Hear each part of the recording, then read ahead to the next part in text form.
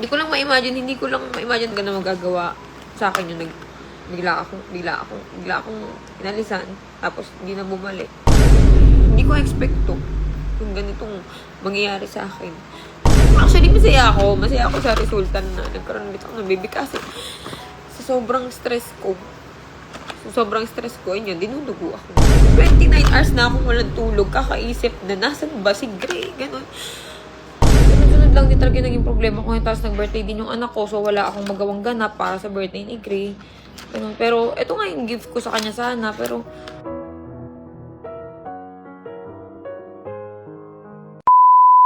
hi guys! So, ayan, meron akong i-announce. Siyempre, ito yung isang blessing na dumating sa buhay ko. Oh, blessing to. Blessing. Oh, ayan. Meron akong i-reveal. Siyempre, ang ating second baby.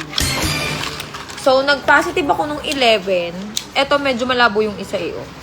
Ito, medyo malabo. Lumabo din. Pero dalawa siya kasi 11 to. Ayan. Malabo pa. Tapos, ito, nung kinabukasan, nung 12, malinaw na. Tapos, ito yung pinaka-last. Ay, meron ditong papel eh. Ayan. Ayan, oh. Diba? Sobrang linaw. Tapos, ito pa. Oh, sobrang linaw. So, meron na akong second baby. Pero, ano pa lang siya 1 month. Okay, so,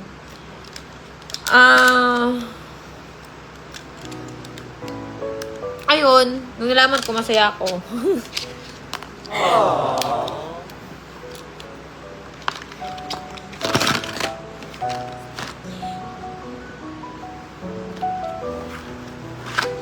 Iiyak ako.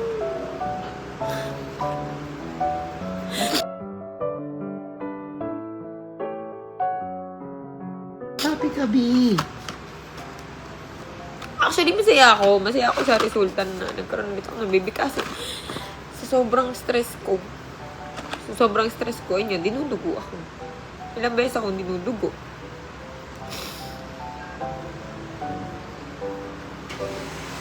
Daming dugo.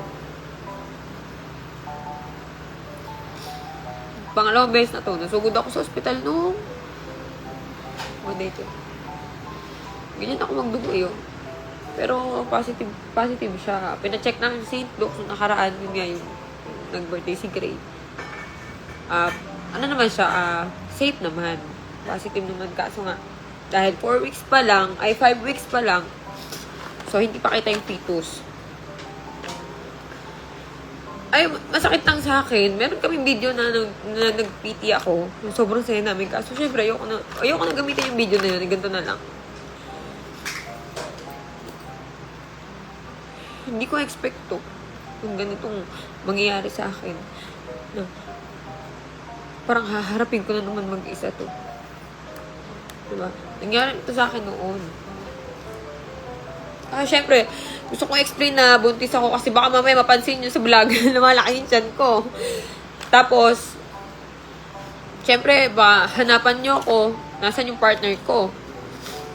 Gusto ko ipaalam sa inyo na, ayun nga, na kagabi kasi, syempre birthday niya. So, gusto ko magpahinga kasi nga galing ako ospital. Medyo, napasigaw ako. Tapos minura ko yung kaibigan kong babae. Sabi ko, nakiusap ako nung una na huwag maingay. Pero lalo pa nilang nilakasan yung sounds. Tapos ginawa ko, syempre, binato ko yung basurahan. Sobrang higit ko. Siguro naglilihi ako, kaya ayun. Basta ang hirap kasi ng pinagdadaanan ko na yung hindi mo makontrol yung emotions mo. Pero walang nakakaintindi sa'yo. Everyday, walang nakakaintindi sa'yo. Ang hirap lang. Hindi kasi nila nararamdaman yung pakiramdam ng buntis. Tapos, ang hirap pa ng pinagdadaanan ko, yung nervyos, yung takot. Kasi pag dinudugo ka, syempre iniisip mo baka mapano yung bata. Tapos meron akong anxiety, syempre hindi ako makainom ng gamot. Gaya ngayon, 29 hours na akong walang tulog, kakaisip na nasan ba si Gray, ganun. Imblis na ayusin namin. Wala. Hindi ko alam. Napuno na daw sa akin. Siguro nga may attitude ako na masungit ako lagi, ganun. Hindi ko alam. Ito ako eh. Pero noon naman lahat ng kasiyahan naman yung mga saya namin. Sana yun na lang yung naisip. Diba? Hindi ko lang ma-imagine talaga na magagawa sa akin yung bigla akong inalisan. Tapos, hindi na bumalik. Tapos, yun nga. Message siya sa akin na hindi niya na rin kaya. Ewan ko ano hindi niya kaya. Wala naman akong ginagawa. Hindi naman ako naglolo ko. Lagi lang naman ako nasa bahay. Lahat naman, pagpapasaya, ginagawa ko. Diba? Pero siguro nga, masyado na siyang nasasakal. Kasi nga, may mga bagay siguro siyang gustong gawin, na nasasakal ko na talaga siya. Pero lagi ko naman siya tinatanong kung, nahihirapan ka na ba dito? Nasasakal ka ba? Or what? Pero kasi, hindi ko naman pinapa-obliga sa kanya yung mga obligasyon. Ganon. Pero ang akin lang, ang akin lang, intindihin lang ako. Ngayon, hindi ko alam kung paano ko haharapin to mag-isa. Gusto kong maayos kami, kaso, sabi niya, ayaw na niya. Ewan ko, bakit? Siguro, sa ugali ko nga. Ganun. Kasi minsan, masama talaga ugali ko. Minsan, nagmumura ako pag hindi ko nagugustuhan yung ginagawa. Ganun. Pero mabait naman yung taong yan. Sobrang bait. Siguro nga, napuno na sa akin. Kasalanan ko rin siguro to. Yun nga. Ngayon, kailangan kong harapin to. Siyempre, blessing to. Hindi ko naman to pwedeng tanggihan, di ba? So, kung ano na lang ibibigay ng Diyos, yun, edi, ano yun ko, tatanggapin ko. Ngayon lang, nahihirapan lang ako kasi kagabi ko pa siya hinahanap. Di ko alam kung nasaan. Natawagan ko. Sabi ko, video call. Natatakot daw siya sa akin. Parang, ang weird naman ang natatakot ka sa akin. Ang gagawin ko, video call lang. Hindi mo masagot, diba? Parang, hindi daw niya masasagot yung tawag ko. Kasi nga daw, yung video call ko. Kasi nga daw, natatakot siya sagutin. Hindi ko naman siya minura kagabi. Ang minura ko yung kaibigan kong babae. Kasi nga, ang ingay. Birthday niya kasi. Kasi, ang sa akin, gusto ko magpahinga eh. Dinudugo kasi ako eh. Galing ako hospital eh. Pero kung ano naman eh, kung inuman lang naman, nakakasabay ako eh. Nakikita niyo naman noon, di ba? Nakakapag-inom ako, walwalera ako. Kung wala akong nararamdaman, makakasabay naman ako eh. Lahat naman ng kasiyahan, nabibigay ko. So, kunti mo sa mga tropa ko. Di ba? Sunod-sunod lang din talaga naging problema ko. Tapos nag-birthday din yung anak ko. So, wala akong magawang ganap para sa birthday ni Gray. Ganun. Pero, eto nga yung gift ko sa kanya sana. Pero, hindi ko alam. Napuno na rin daw talaga siya sa akin. Pero, yun nga, kailangan ko syempre tatagan yung loob ko. Kailangan kong lakasan yung loob ko. Kailangan kong maging matibay para dito, syempre. Actually, di talaga ako makatulog. Ayoko uminom ng gamot kasi nga, takot ako. Dinudugo ako.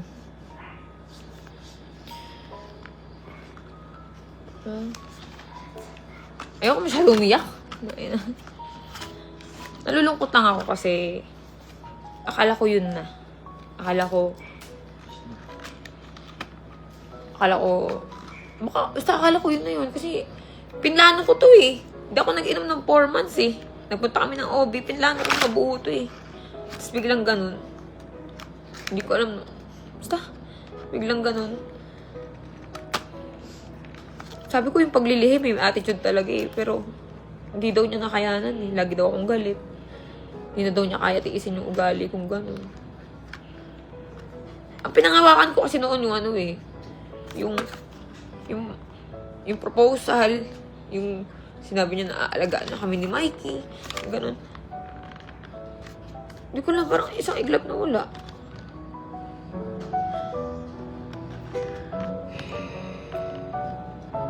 Alam mo, parang mababaliw. Hindi mo alam kung saan kukuha ng lakas. Paano ka kakain? Alam mo yung gusto mo kumain pero di ka makakain. Gusto mo matulog, di ka makatulog kasi utak mo ikot ng ikot. Sabi ko sa kanya, tignan na lang niya yung bata. Wala. Pagod na daw talaga siya. Kaya na isang buwan pa lang ko. Ganun kabilis.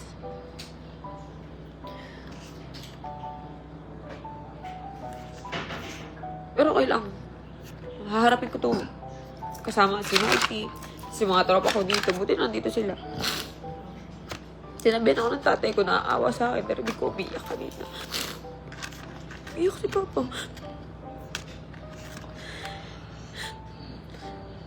Pakalawang beses na nangyari sa akin to. Teka dito. ito yung pinakayong mangyari eh. Katulad kay Mike na iniwan ako noon. Ay, dito na naman.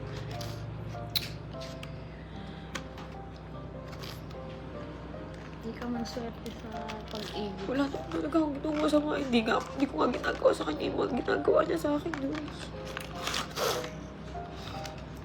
Hindi ba ako nagloko? Mahigpit ako. Mahigpit din naman siya eh. Wala, syempre gusto ko lang ilabas yung nararamdaman ko para lang malaman niyo kung ano yung nangyari. Kung, syempre alam ko hahanapin niya yan soon. Pero ayan na, para din na maghanap yung mga tao, di ba? Bakit ka umuubo dyan?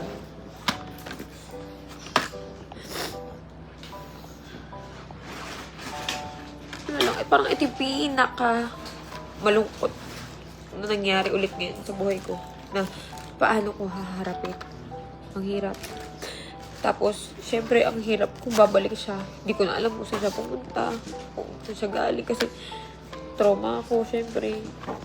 Hindi naman siya nag-update. Hindi naman na tawag ko yun yung nasagot. Medyo mataas yung parin ko kagabi. Pero nung umaga nang mamakaawa na ako eh.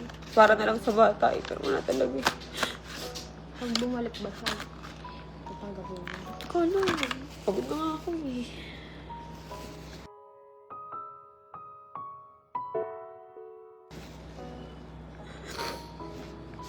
Takina, nag-iba talaga siya eh. Ang laki na nagbago.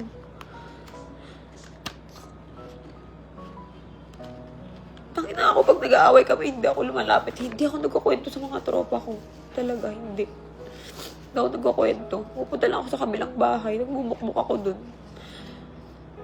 Takina, ba't ngayon papuntis ako? Bawal sa akin stress eh. Kaya 2 beses na ako dinudugo eh.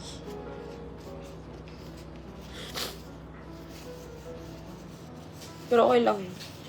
Ano yan? Kaya ko yan. Marami na akong pinagdaanan. Yun like, i-share ko lang sa inyo yun. Wala lang kami. Hindi na rin daw kaya. Siguro, nasasakal na nga siya. Okay na rin yun. Nagbigay ko yung laya niya. Basta yun, ito, tong bata na to, harapin ko to. Sige. Alagaan ko to. Tsaka gusto ko rin naman, hinilig ko naman to kay God eh. Yung baby na to eh, hinilig ko naman to eh.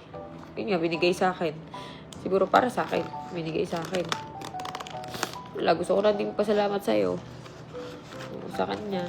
Siyempre, unang-unang gusto kong pasalamat kay Lord. Binigyan ako ng baby. Ingatan ko to. Tsaka maalaga naman ako eh. Na, pamilya pa lang, kitang-kita naman. Kung paano ako mag-alaga, hindi ako naging pabaya. Kahit mawala ako, anak ko, safe yan. Secured yan. Diba? Siguro nga may time na masama yung ugali ko na hindi ko nakikita. Lahat naman tayo may ugali. Pero lalo na yung buntis kasi hindi ko alam. Dapat iniintindi ka, di ba? So, yun lang. Baka kasi magtaka kayo. Lumalaki yung tiyan ko. So, ayan. Pregnant ako. Mol. Anak mo. Naiyak ako. Ayoko na ma-stress. Siguro, unti-unti ko na lang tatanggapin.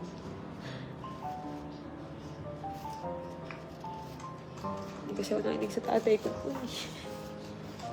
Bakit? Wala namang pagpusisi na nasa unahan, lagi namang nasa huli. Okay lang. Wala. Ganun Yan talaga eh. talaga, babe. Hindi ka man swerte sa pag-ibig. Lahat Swerte ka naman naman binigay sa ko eh. pamilya, sa pera. Diba? Hindi ko alam, ano ko lang. Kung nga swerte sa... Hindi na ako swerte sa pag-ibig, hindi ba ako swerte sa pera? Oh, promise. Maraming beses ako nag-witty kanina pa.